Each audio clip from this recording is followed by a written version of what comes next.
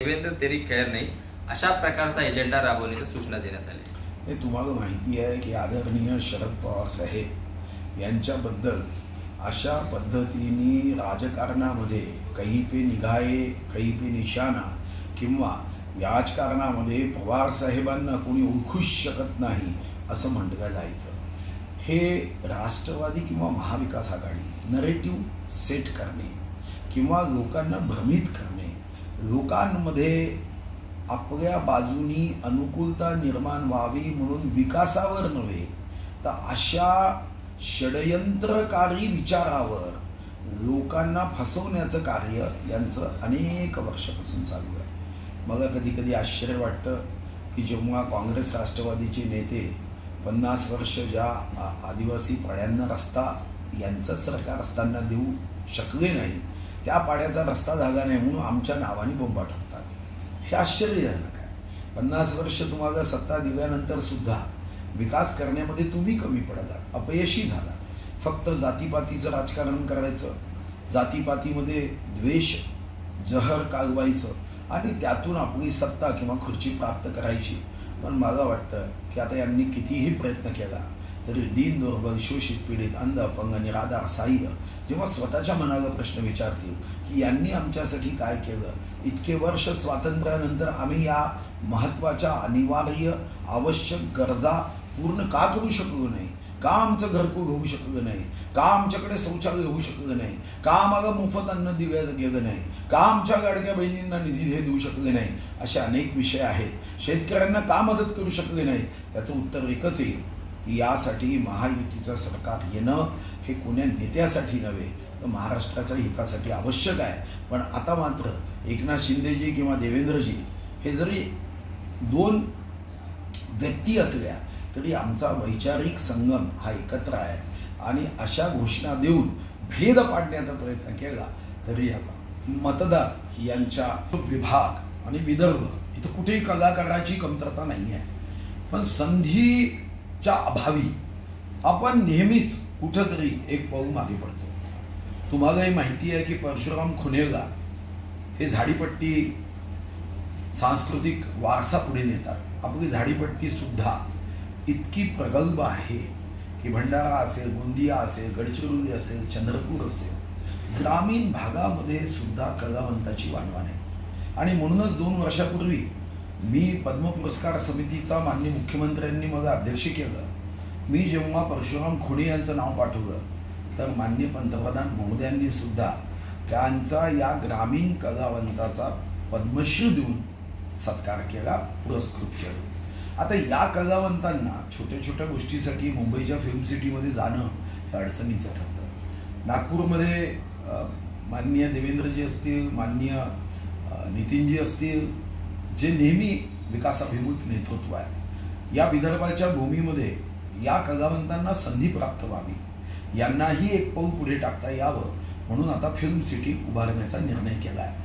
काल जेव्हा जिल्हाधिकारी मोदयांशी चर्चा केली, आमचे नागपूरचे जिल्हाधिकारी सुद्धा अतिशय कार्यकुशल असे जिल्हाधिकारी आहे, त्यांनीही काल 150 एकरच्या जागा या पाहून ठेवल्या, तहसीलदारांची मीटिंग घेतली।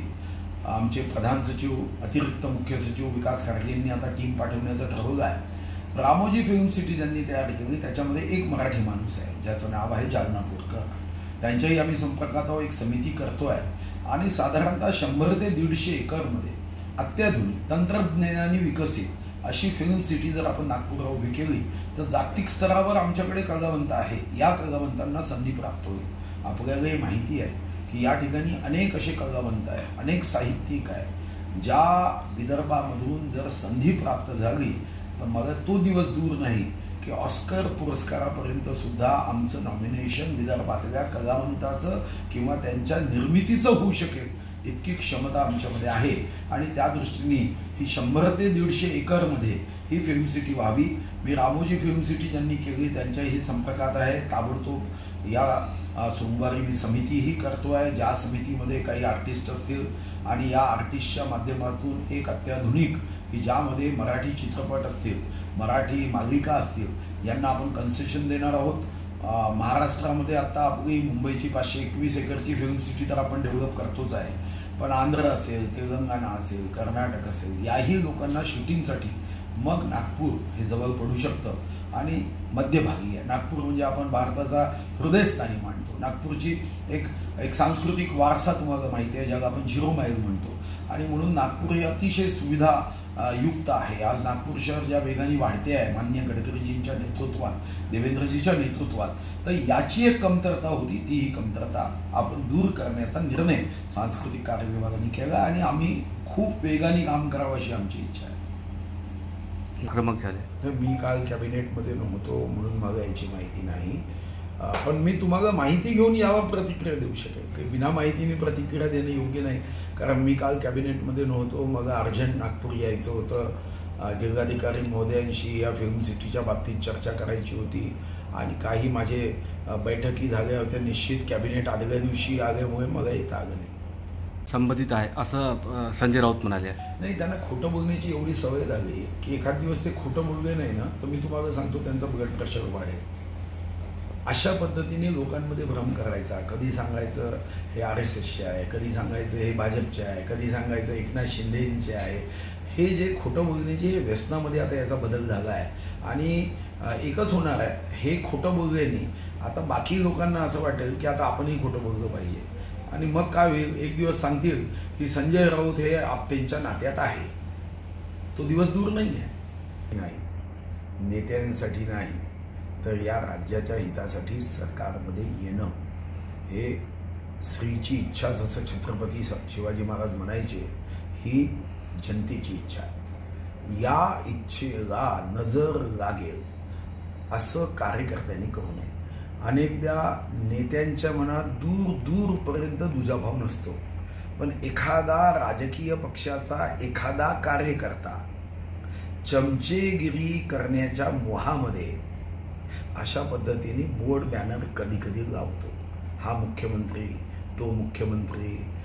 मला व्यक्तिगत रीतीने वाटतं की नेत्यांमध्ये मी एकरूपता आणि एकवाक्यता पाहिली आहे. एकनाथ शिंदेजी असेल, अजितदादा असेल किंवा देवेंद्रजी असेल, अतिशय उत्तम यांच्यामध्ये समन्वय आहे. पण जेव्हा एखादा कार्यकर्ता अशी चूक करतो तेव्हा कारण नसताना अजितदादा असेल, देवेंद्रजी असेल किंवा शिंदेजी असेल यांच्या नावाने त्यांची चूक ही त्यांच्यावर येते. महाराष्ट्राच्या 3ही पक्षाच्या कार्यकर्त्यांनी समन्वय स्वतःसाठी नव्हे, स्वतःच्या नेत्यासाठी नव्हे, तर छत्रपती शिवाजी महाराजांच्या महाराष्ट्रात अफजल खानाच्या कबरीचं अतिक्रमण अनुकूल करणारे किंवा औरंगाबादचं नाव बदलण्याला विरोध करणारे हे सत्तेत येऊ नये यासाठी जय भवानी जय शिवाजी म्हणत मनात कितीही भाव निर्माण झाला तरी महायुतीला नजर लागेल असं काम कोणीही करता कामा नये. हे विशेष करून कार्यकर्त्यांसाठी असतं. वाटप साधारणतः ज्या बैठकी सुरू आहे त्यामध्ये 3 नेते जागा वाटपाचा विचार करतात, त्याबद्दल चर्चा संवाद करतात. अमित भाईंचं काम कधी असतं, जेव्हा एखाद्या जागेच्या संदर्भात 3ही पक्षाचा आग्रह असेल आणि आग्रहाचं रूपांतर जेव्हा हट्टात होतं तेव्हा मग अमित भाई वडिलकीच्या नात्याने 3ही नेत्यांना अमित भाईंबद्दल विश्वास असल्याने तेव्हा अमित भाई मग त्यामध्ये चर्चेत सहभागी होतात. जागा वाटपांसारख्या विषयामध्ये अमित भाई बसून जागा वाटप करतील जे मला अमित भाईच्या नेतृत्वाची माहिती आहे अशा जागा वाटप कधी होत नाही. आता श्री गणेशावर प्रचंड श्रद्धा असणारा हा नेता आहे. देव, देश आणि धर्मासाठी आयुष्य समर्पित करून विकास प्रगतीच्या मार्गावर सर्व जातींना सोबत घेऊन पथका अंतिम लक्ष्य नहीं है सिंहासन पर चढ़ते जाना, सब समाज को साथ लिए हमको हे आगे बढ़ना ही भावना घेऊन मान्य अमित भाई काम करतात. भगवान गणेशाच्या चरणी आणि मला माहिती आहे की ते जेव्हा येतात तेव्हा अनेक ठिकाणी दरवर्षी, म्हणजे आजच नाही, आज ते देशाचे गृहमंत्री आहे म्हणून तुम्ही चॅनलवर त्यांच्या दौऱ्याची माहिती देता, पण जेव्हा ते काहीही नव्हते तेव्हाही गणेशाच्या पूजेसाठी ते निश्चित यायचे आणि हा त्यांचा परिपाठ अनेक वर्षापासून आहे. ते भगवान गणेश भक्त आहे, ते भगवान महादेवाचे भक्त आहे आणि भारत मातेचे भक्त आहे. भगवान गणेशाच्या चरणी प्रार्थना करण्यासाठी दरवर्षी येतात आणि स्वतःसाठी नाही तर महाराष्ट्राच्या जनतेच्या कल्याणासाठी, समृद्धीसाठी, सुखासाठी ते आशीर्वाद मागतात देवाचा. मला वाटतं की यावर्षी तीच परंपरा ते कायम ठेवत आहे.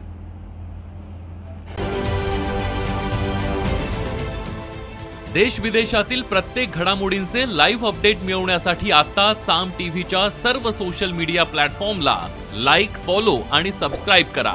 तसंच सर्व नोटिफिकेशनसाठी बेल आयकॉन प्रेस करायला विसरू नका.